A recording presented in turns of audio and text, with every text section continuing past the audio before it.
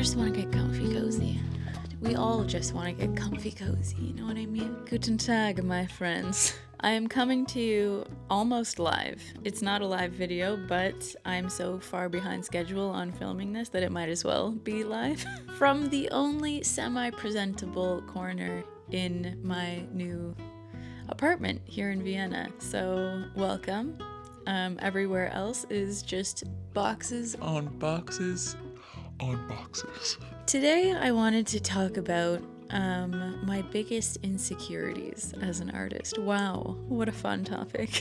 I've just been feeling a little mushy today, and I thought that maybe sharing some of these insecurities with you would be therapeutic. And also, maybe by the end of the video, I will have come to some realizations about these things and life. So grab yourself something nice to drink and let's have a chit chat. I'm gonna list some of my insecurities in no particular order, so don't assume that number 1 is the most insecure and number however many we get to is the least insecure. But the first thing that comes to my mind when I think about an insecurity I have as an artist, it is the fact that I didn't go to art school. I don't have a formal art education, and I kind of feel, a little uneducated when it comes to art history and like specific terms for specific art movements and things like that. I don't have a lot of knowledge in that department, and that makes me feel a little bit insecure. So when I tell people like, yeah, I'm a full-time artist, I think that people kind of have this expectation that you know a lot about art and art history and things like that. And I have to admit that I feel like I don't know a lot about that stuff. But I am working on this insecurity by self-teaching. You know, I'm making more of a conscious effort this year to read more books. Not necessarily about art history, but just about techniques. I feel like I'm more interested in learning about art techniques and things like that rather than art history. Sorry if I don't care so much. It's just not a personal passion of mine, learning about stuff that happened a long time ago. Don't get me wrong, I know that it's super important to learn about history. It's never been my subject, okay? Never been my forte. So I think that this insecurity will become a little more secure with time as I self-teach and just constantly learn. I ordered some books that I intend to read once my life allows me to in the next little while. But yeah, art education, I think, is a big thing. I'm a self-taught painter, and I know that some people are like, Well, how are you self-taught if you told us that you had an art mentor? and that's a good point, but my art mentor, Tim Packer, he didn't teach me how to paint, okay? He taught me more about like the business side of being an artist. So when I say I'm self-taught, it means like actually technical skills. Like I just really loved painting and I just painted and drawed a lot. And I kind of learned things through trial and error. So that's what I mean by self-taught. And I think that not being formally trained, people may kind of look at you a little bit different. Like it's like, oh, well, I don't know. Maybe that's just me projecting my insecurities onto other people. Moving on. I have not participated in gallery events or juried art exhibitions or just any kind of like, I haven't displayed my work in a gallery in a very, very, very long time. Basically, the past, I would say, 7 years, I have just been making my work and selling it through social media. And the fact that I am not represented by a gallery at the current time, it comes up a little bit for me as an insecurity because I think that a lot of people who, maybe don't know a lot about the art world and stuff, and they just, from an outside perspective, they're like, oh, well, can I see your work in any galleries, or are you exhibiting anywhere? And like, that's kind of like a natural question that comes up for people when I tell them that I'm an artist. And I have to be like, oh, no, I just like post my work on Instagram. And in my mind, like, as I'm saying it, it just seems almost like less professional saying that, where it's like, if I were to say, oh yes, you can find my work in this gallery and that gallery, then maybe it would give me more street creds, you know what I mean? But I think that, yeah, saying that, oh, I just sell it through Instagram, or, I make videos on YouTube and I market my work that way and blah, blah, blah. It kind of sounds to me, in my mind, a little bit not professional. But I guess that is something that I just personally need to work on, because I still am a professional, depending on how you define professional. For me, professional, like I'm a professional artist, means that I do art professionally, meaning I make art as my profession, which is true. I make art as my job. Therefore, in my mind, I'm a professional artist. And so I think that, yeah, for this whole like gallery thing, I have to keep reminding myself that I still am a professional artist, even though I don't exhibit in galleries. And honestly, it's a personal choice. Like, if I wanted to exhibit in galleries, I could. I could find somebody who I'm sure would take me on, and I am approached by a lot of galleries via email asking if I want to exhibit my work there, whether that's online or physically in a gallery space. But it's just hasn't been the direction I want to go. I like being the captain of my own ship, and that's not to say that in the future I won't work with galleries. Maybe I will, but yeah, I think that just this question, like when you first meet somebody and they're like, oh, well, are you in a gallery? And you say no, they're in their mind, it's kind of like, oh, okay. I think I just have to be more confident in the delivery when I say, no, I am not in any galleries. I'm not doing any exhibitions anytime soon.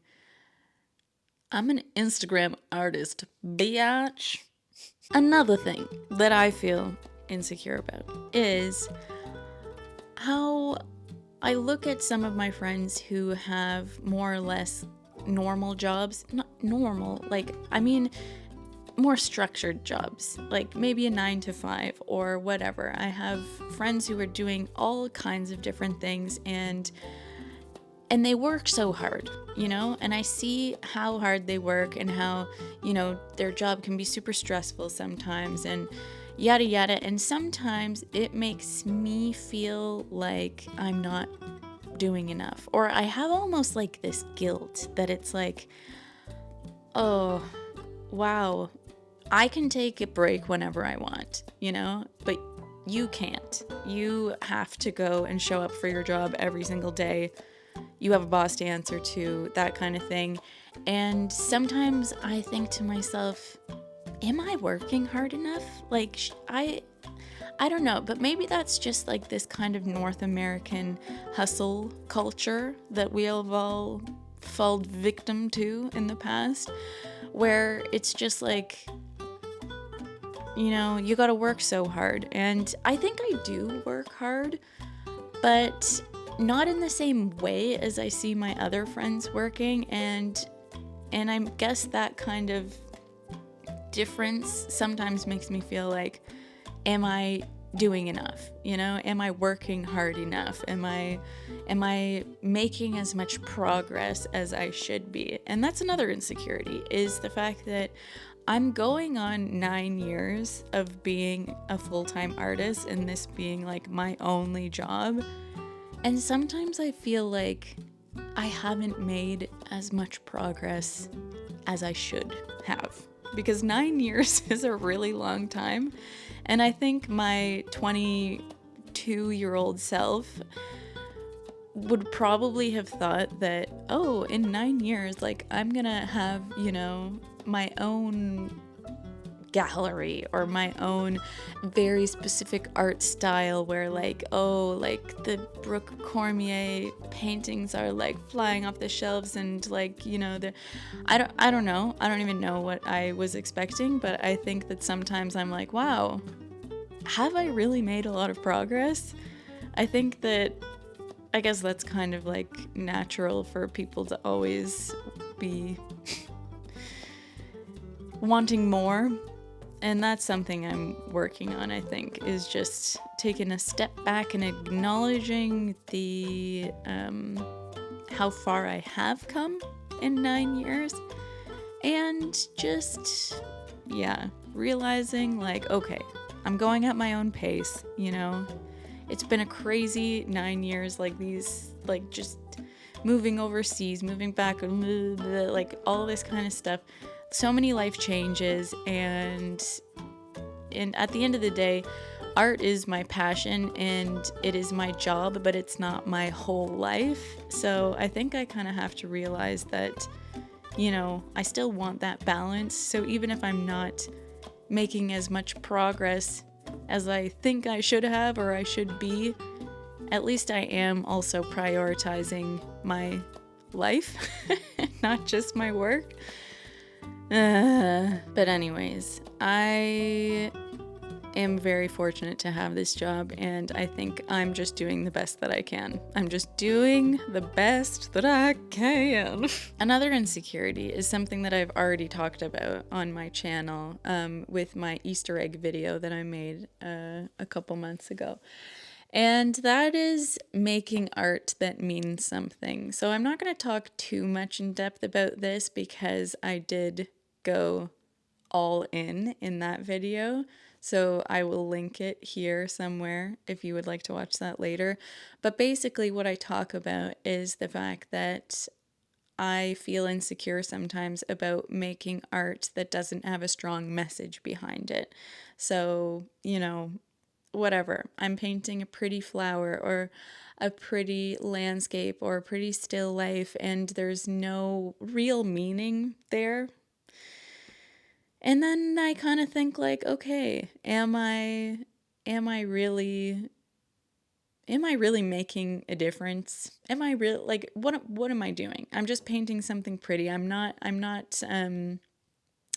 saying anything with my art, I guess. And that's been a bit of an insecurity of mine. But like I said, if you want to hear me talk in depth about that, I made a whole other video all around that. I've also talked about this next thing in a previous video about being a content creator, and that is just like sometimes feeling like other artists judge me for being on Instagram and being like a content creator. And yeah, this is something like this past weekend, we saw some friends who we haven't seen in a really long time, and one of them said like, hey Brooke, you're still doing art, right? And like also you're doing the influencer thing. And that kind of caught me off guard. I was like, oh, am I an influencer? Like, I've never identified as an influencer before. And to me, influencer, like the term, it kind of has a negative connotation for some reason in my mind. Like, for me, it's like, oh, this is a person who is trying to influence you to buy something, Like, they're like, oh, try this, makeup thing or whatever it is.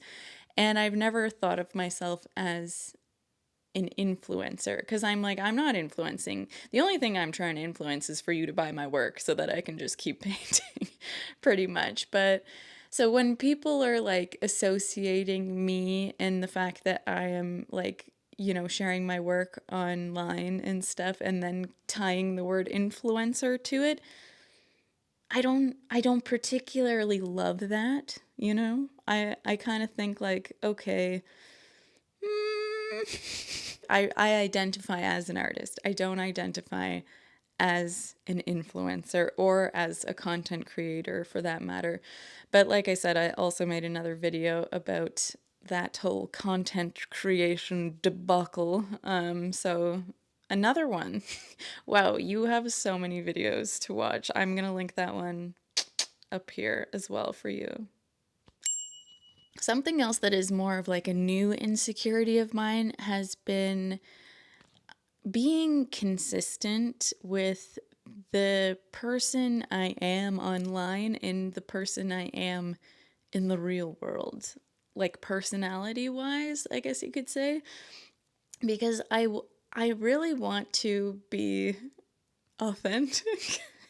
Is it inauthentic for me to say that I want to be like, authentic? But like I don't know, now that I'm sharing more of my personality on the interweb, it kind of I'm kind of like, okay, I want to make sure that this is lining up with who I actually am. I don't want to be like putting on some kind of facade for like the YouTube Brooke. I want to make sure that like if somebody were to meet me in person, they would be like, okay, that checks out, you know? Like that is the same person that I saw a video online about. So then when people who I know, who know me, like watch my videos on YouTube, I'm always feeling a little shy. I'm always like, okay, like, but what did you think? Like, did you like it? Did you think that that was like weird that you know me, but then you also watch like online me? You know what I mean?